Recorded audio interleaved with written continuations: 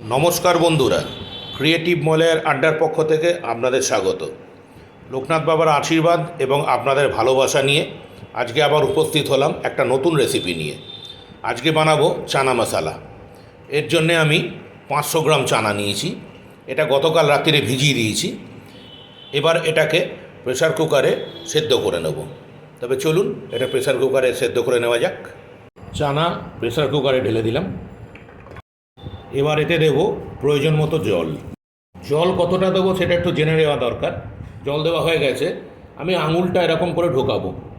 আমার আঙুলের মাথাটা চানাতে টাচ হচ্ছে এবং জলটা আসবে প্রথম কর অবধি। এটুকুই জল দেওয়া হবে, বুঝতে পারছেন? আঙুলের মাথাটা চানাতে টাচ হবে এবং জলের লেয়ারটা আসবে আমার প্রথম কর অবধি। এবার প্রেসার কুকারে দিয়ে দেবো 1 চামচ নুন, একটা তেজপাতা, সামান্য হলুদ, একটা বড় এলাচ, দুটো ছোট এলাচ, একটা দারচিনি আর 2-3টে লবঙ্গ দিয়ে প্রেসার কুকারের মুখটা ঢাকনা দিয়ে আটকে দেবো। গ্যাসটা জ্বালিয়ে নিলাম। এবার এতে প্রেসার কুকারটা বসিয়ে দেবো। হাই ফ্লেমে একটা সিটি হবে, তারপর ফ্লেমটাকে কমিয়ে দেবো। কম ফ্লেমে 20 মিনিট এটা থাকবে। প্রেসার কুকারে ছোলাটা সেদ্ধ হচ্ছে। এই সময় আমি একটা সিক্রেট গুঁড়ো মশলা বানিয়ে নেব। এর জন্য নেব একটা দারচিনি, 2টো তেজপাতা, 1/2 চামচ মৌরি, 3টে শুকনো লঙ্কা, 1/2 চামচ গোলমরিচ, 1/2 চামচ ধনে গোটা, 1/2 চামচ গোটা জিরে ও একটা ছোট্ট টুকরো জয়ত্রী ফুল। এটাকে আমি শুকনো খোলায় ভেজে নেব। এগুলো ভাজা হয়ে গেছে, এর থেকে সুন্দর গন্ধ বেরিয়ে এসেছে। এবার আমি গ্যাসটাকে অফ করে দিয়ে এটাকে গুঁড়ো করে নেব। কিন্তু একটা জিনিস মাথায় রাখবেন, এগুলো গুঁড়ো করার আগে অবশ্যই ঠান্ডা করে নিতে হবে। চানাটা দেখুন সুন্দর গলে গেছে। এবার চলুন চানা মশলাটা তৈরি করা যাক। গ্যাস জ্বালিয়ে দিলাম। এবার একটা কড়া গ্যাসে বসিয়ে দেবো। কড়াটা গরম হবে। কড়া গরম হয়ে গেছে। এবার কড়াতে দেব সাদা তেল। তেলটা গরম হয়ে গেছে। এবার এতে দেবো একটা তেজপাতা, 1/2 চামচ গোটা জিরে। একটা জিনিস মাথায় রাখবেন, রান্নাটা হবে কিন্তু টোটালি মিডিয়াম ফ্লেমে। এবার এতে দেবো সামান্য হিং। এতে খুব সুন্দর একটা গন্ধ বেরোয়। আর সাদা চানাতে একটু পেটের প্রবলেম হয়, মাঝে মধ্যে পেট ভার হয়, সেই জিনিসটা হিং দিলে কেটে যায়। এবার দেবো 2 চামচ আদা রসুন পেস্ট। আদা রসুন এবং কাঁচা লঙ্কা পেস্ট ছিল, কাঁচা লঙ্কাটা আমি বলতে ভুলে গেছি। যাই হোক, এবার এটাকে 3 থেকে 4 মিনিট কষিয়ে নিতে হবে, তাহলে আদা রসুনের কাঁচা গন্ধটা চলে যাবে। আদা রসুনের কাঁচা গন্ধটা চলে গেছে। এবার আমি এতে দেবো 4টে মিডিয়াম সাইজের পেঁয়াজ পেস্ট করে। চানা বানানোর ক্ষেত্রে পেস্ট করা পেঁয়াজ দিলে আদা রসুনটাকে আগে কষিয়ে নিতে হয়। 4টে মিডিয়াম সাইজের পেঁয়াজ পেস্ট করা।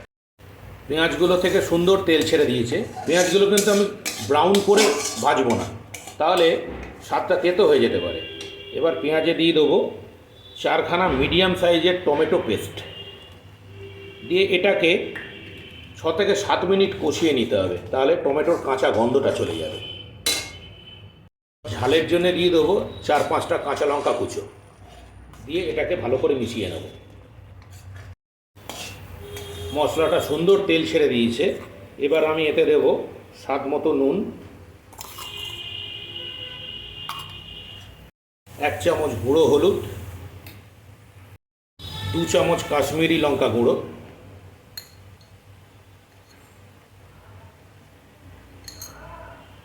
2 চামচ ধনে গুঁড়ো এবং 1.5 চামচ কসুরি মেথি দিয়ে এটাকে আবার ভালো করে মিশিয়ে নেব। এতে দিয়ে দেবো সামান্য জল। জলটা দিলাম এই কারণে, গুঁড়ো মশলাগুলো পুড়ে যেতে পারে। এবার যে গোটা মশলাটা বানিয়েছিলাম সেই সিক্রেট গোটা মশলাটা এতে দিয়ে দিলাম, দিয়ে আবার এটাকে 2 থেকে 3 মিনিট মিশিয়ে নেব। মশলাটা সম্পূর্ণ তৈরি হয়ে গেছে। এবার ফ্লেমটা মিডিয়াম রেখে এতে আমি দেব 2 হাতা সেদ্ধ করা চানা, দিয়ে এটাকে ভালো করে একটু পেস্ট করে 2 হাতা চানা পেস্ট করে নিলাম এই কারণে যে এতে গ্রেভিটা খুব সুন্দর হবে। এবার ফ্লেমটাকে হাই করে পুরো সেদ্ধ করা চানাটাকে এর মধ্যে ঢেলে দেবো, জল সমেত ঢেলে দিতে হবে, দিয়ে ভালো করে এটাকে মিশিয়ে নিতে হবে। এবার এতে হাফ বাটি জল দিয়ে দেবো, দিয়ে জলটাকে ভালো করে মিশিয়ে একে রান্না হতে দেব। জলটা অনেকটা টেনে এসছে। এবার আমি কুচো ধনেপাতা এতে দিয়ে দেবো, দিয়ে এটাকে ভালো করে মিশিয়ে আরও 2-3 মিনিট হতে দেবো। তরকা তৈরি করব। প্রথমে দেব 1 চামচ মাখন, মাখনটাকে গলতে দেব। মাখনটা গলে গেছে। এবার এতে দেব 1 চামচ গোটা জিরে, দিয়ে এটাকে ভালো করে মিশিয়ে নেব। জিরে থেকে সুন্দর গন্ধ বেরিয়ে গেছে। এবার এতে হাফ চামচ দেব কাশ্মীরি লঙ্কা গুঁড়ো, দিয়ে এটাকে ভালো করে মিশিয়ে এটাকে দিয়ে দেবো চানার ওপরে, দিয়ে ভালো করে মিশিয়ে নেব। এবার গ্যাসটাকে বন্ধ করে দেবো। তৈরি হয়ে গেছে আমাদের চানা মশলা। আপনারা এটা বাড়িতে বানান, খান, আশা করি খুব ভালো লাগবে। আমার পদ্ধতিতে বানিয়ে খান, খুবই ভালো লাগবে। যদি ভালো লাগে আমার চ্যানেলটাকে অবশ্যই সাবস্ক্রাইব করে দেবেন এবং আমাকে কমেন্টসে জানাবেন অবশ্যই কীরকম লাগলো। লাইক দেবেন, অনুগ্রহ করে চ্যানেলটাকে সাবস্ক্রাইব করে দেবেন। ধন্যবাদ।